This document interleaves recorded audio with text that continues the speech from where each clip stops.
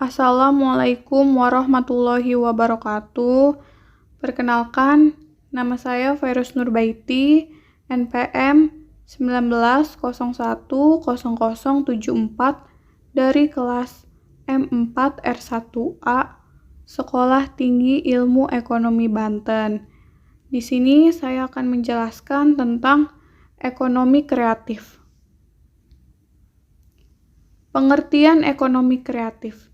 Menurut Valentine Siagan DKK, dalam buku Ekonomi dan Bisnis Indonesia 2020, ekonomi kreatif merupakan proses penciptaan kegiatan produksi dan distribusi barang serta jasa, yang dalam prosesnya membutuhkan kreativitas dan kemampuan intelektual. Dalam hal ini, kreativitas memang sangat dibutuhkan dalam konsep ekonomi kreatif. Kreativitas tidak terbatas dalam hal penciptaan produk saja, tetapi termasuk penggunaan bahan baku dan inovasi teknologi.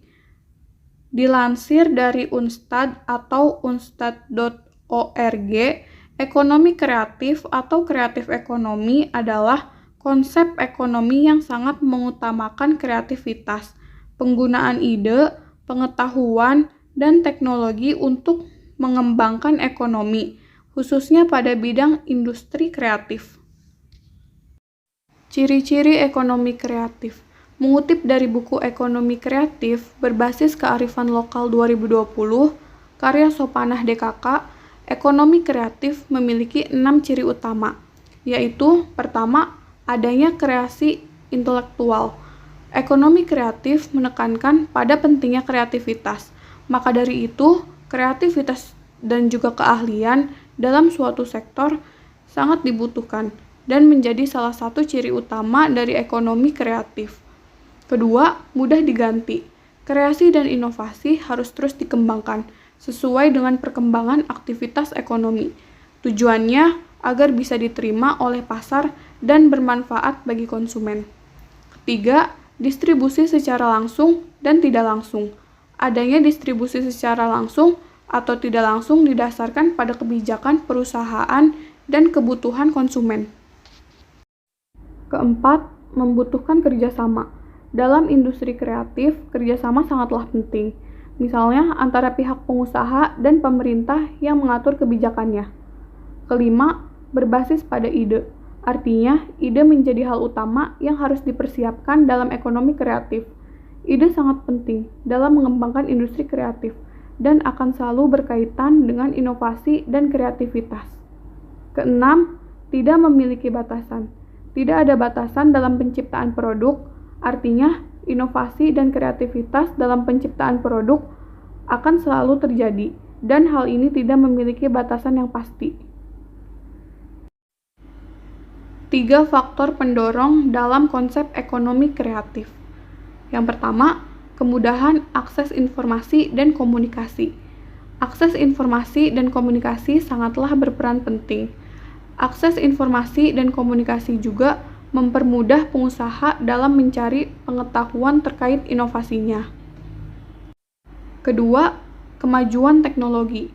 Teknologi yang digunakan dalam pengembangan ide juga haruslah sepadan. Artinya, agar inovasi ide bisa terlaksana dengan baik, dibutuhkan teknologi yang sesuai. Ketiga, keahlian tenaga kerja. Tenaga kerja juga menjadi salah satu faktor pendorong. Keahlian tenaga kerja yang sesuai bisa mempermudah proses realisasi inovasi di industri kreatif. Artinya, ekonomi kreatif sudah menjadi bagian pengembangan masyarakat Indonesia. Sesuai dengan yang disebutkan sebelumnya, industri kreatif mencakup 14 sektor, mulai dari periklanan hingga riset dan pengembangan. Ekonomi kreatif di Indonesia mulai dikembangkan pada tahun 2006. Saat itu, Presiden Susilo Bambang Yudhoyono memberi perintah untuk mengembangkan konsep ekonomi kreatif. Salah satu bentuk realisasinya ialah dengan mendirikan Indonesian Design Power oleh Departemen Perdagangan. Tujuan utama pendirian Indonesian Design Power adalah untuk membantu pengembangan ekonomi kreatif di Indonesia. Pengembangan konsep ekonomi ini masih terus berlanjut hingga Presiden Joko Widodo mendirikan Bekraf pada tahun 2015.